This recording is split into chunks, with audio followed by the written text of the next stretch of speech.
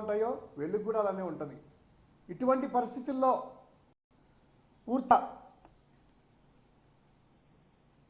ఈ యొక్క అధికారులంతా కూడాను ఒక సీఎం గారికి ముఖ్యమంత్రి కార్యదర్శిగా చేసినటువంటి ఒక ఐఏఎస్ ప్రభుత్వ ఉద్యోగి మీద, అదేవిధంగా ముఖ్యమంత్రి గారు ఓఎస్డిగా పనిచేసినటువంటి నిజాయితీ గల వ్యక్తి, నీతి నిజాయితీ గల వ్యక్తి ఆ ఓఎస్డి గారి కృష్ణమోహన్ రెడ్డి గారి మీద వీళ్ళ యొక్క చర్యలు ఏ విధంగా చేస్తూ ఉన్నారో, అక్రమంగా కేసుల్లో ఇరికిచ్చేసి వాళ్ళ మీద ఏ విధంగా చేస్తున్నారనేటువంటిది నిజంగా ఆ ప్రభుత్వ ఉద్యోగుల్ని చేయడం, మాజీ ఉద్యోగులు అనేటువంటిది సిగ్గుచేటు. ఎందుకంటే అసలు స్కామే లేదు అక్కడ. దాని ఒక అబద్ధము, ఒక కుట్ర, ఒక క్రియేట్ చేశారు.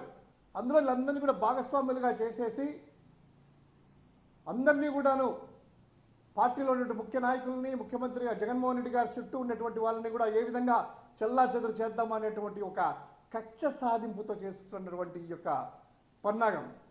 అంతేకాకుండా ఈరోజు చంద్రబాబు గారు ఆ కక్ష సాధింపులు జరగడంలో మరిన్ని లైన్స్ని క్రాస్ చేశారు.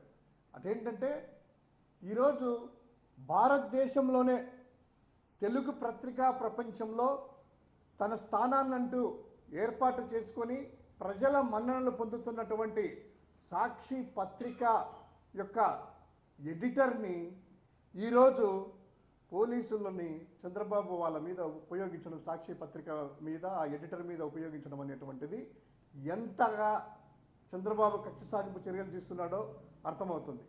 ఆ సాక్షి పత్రికలో కొన్ని నిజాలు రాస్తూ ఉన్నారు. ఆ నిజాలు మీకు నచ్చకపోవచ్చు. ఎల్లో మీడియా చేసినట్టు భజనలు మీకు చేయరు కదా. ఎల్లో మీడియా అంటే మీరు ఇచ్చేటువంటి కాక్సులకో కక్కుర్తిపడి ఆ భజనలు చేస్తా మిమ్మల్ని పొగుడుతూ ఉంటాయి. మీరు తప్పు చేసినా కూడా ఆహో అద్భుతం అద్భుతం అని చెప్పి చేస్తూ ఉంటాయి.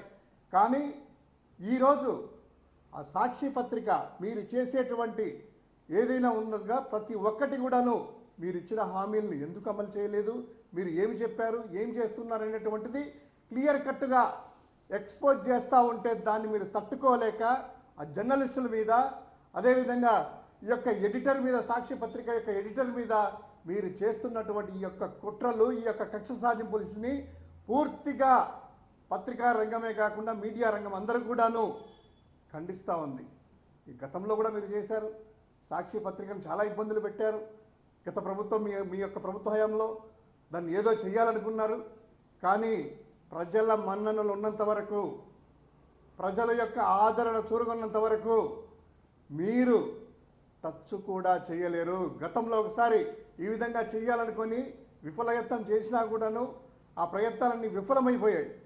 కానీ ఇప్పుడు కూడాను సాక్షి పత్రికను కానీ, వారి యొక్క ఎడిటర్లు కానీ, ఆ జర్నలిస్టులు కానీ, నీతిగా నిజాయితీగా పనిచేసే ఆ యొక్క జర్నలిస్టులని మీ యొక్క కక్ష సాధింపులకో, మీ కుట్రలకో, లేకపోతే మీ బెదిరింపులకో ఇది రాదు. వారిని లొంగ తీసుకోలేరు.